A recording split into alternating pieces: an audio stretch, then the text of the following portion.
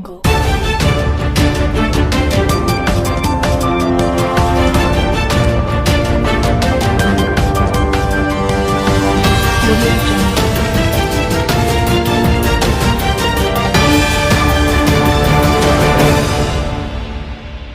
महाविकास आघाड़ी सरकार ने एक आदेश जारी किया है कि राज्य में दुकानों पर मराठी बोर्ड लगे होने चाहिए, लेकिन वहीं कुछ दुकानदारों ने यह कहते हुए विरोध किया कि यह समय ठीक नहीं है। कोरोना और लॉकडाउन ने व्यापारियों की कमर तोड़ दी है। नमस्कार, मैं श्रद्धा एक बार फिर से हाजिर हूँ आप सभी के सामने। महाराष्ट्र सरकार ने 2019 में मराठी बैनर को लेकर सभी दुकान वालों पर आह्वान किया था, जिसे हाईकोर्ट ने खारिज कर दिया था। और एक बार फिर से आज महाराष्ट्र सरकार ने इस मराठी बैनर के मुद्दे को लेकर एक बार फिर से दुकानदारों पर ठोकना शुरू कर दिया गया है। आइए देखते हैं इस मराठी मुद्दे को लेकर दुकान वालों के क्या विचार हैं।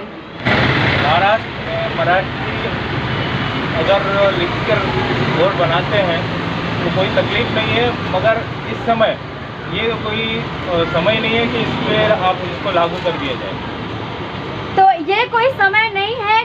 कोरोना काल में पहले से आघात व्यापारी उन पर और आघात करने का कोशिश किया जा रहा है। ये कोरोना काल जो चल रहा है इसमें हेल्प करना बहुत ज़रूरी है।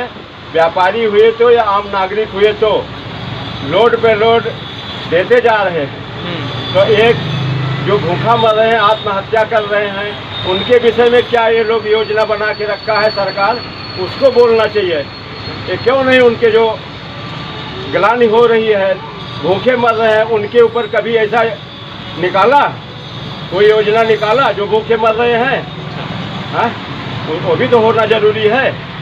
उसके विषय में क्या विचार बनाया, क्या सोच करके वो भी पेपर में डिक्लेयर करे, क्या कितने आदमी मर गए, भूखे मर गए, बीमारी से मर गए, उनके विषय में क्या सुविधा दिया है।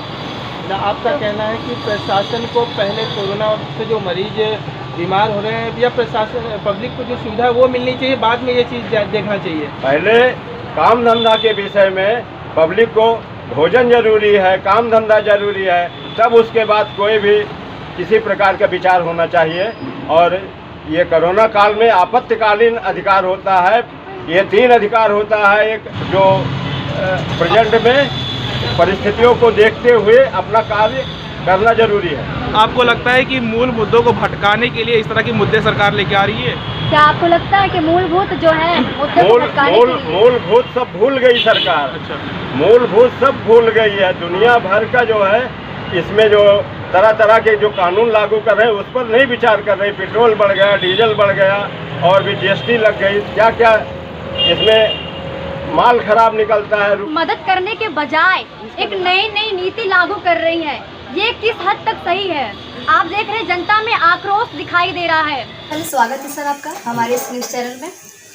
सर, हाल ही में महाराष्ट्र सरकार ने जैसे कि 2019 में मराठी बैनर का मुद्दा जो लेकर आई थी कि दुकानदार वालों को ये मराठी बैनर लगवाने हैं, तो अब जब वो हाई कोर्ट ने उसे खारिज कर दिया था हालांकि, और अब हाल ही में महाराष्ट्र सरकार ने फिर से हाई कोर्ट के बिना किसी आदेश के इस मराठी बैनर के मुद्दे को फिर से दुकानदारों पर ठोकना शुरू कर दिया है।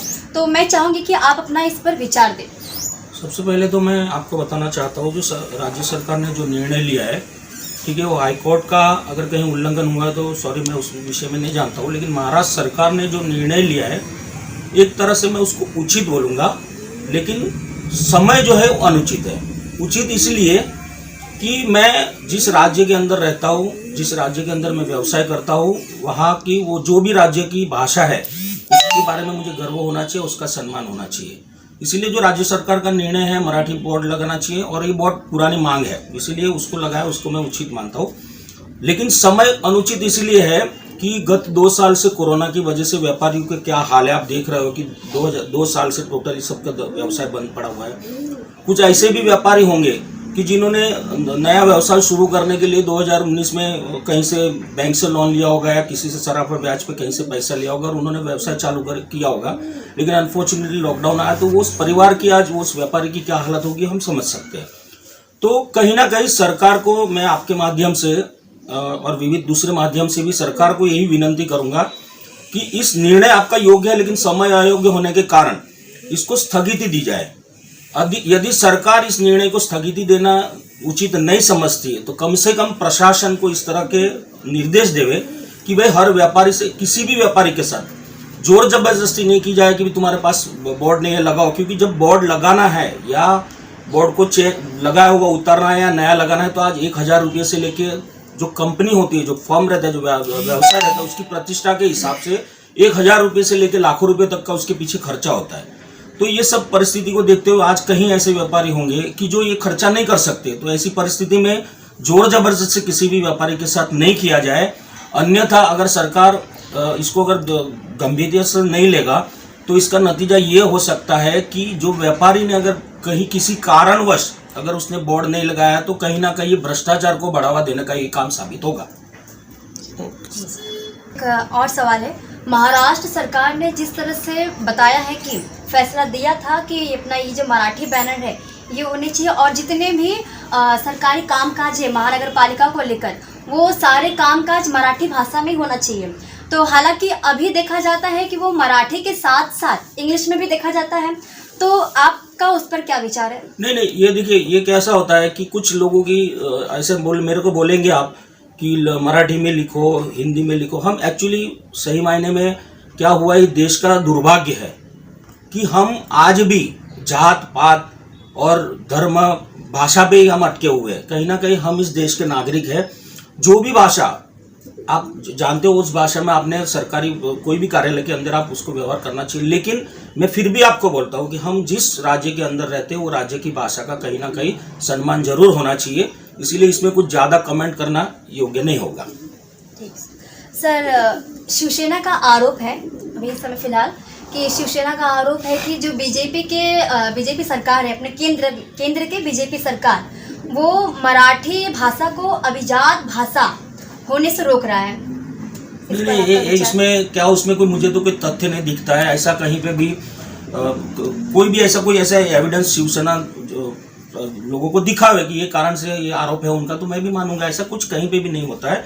ये बोलने के लिए आज शिवसेना के पास कुछ भी बोलने के लिए नहीं होगा, इसीलिए शायद इस तरह से कुछ ना कुछ आरोप लगाते होंगे। इसमें कुछ तथ्य मुझे नहीं दिखता है।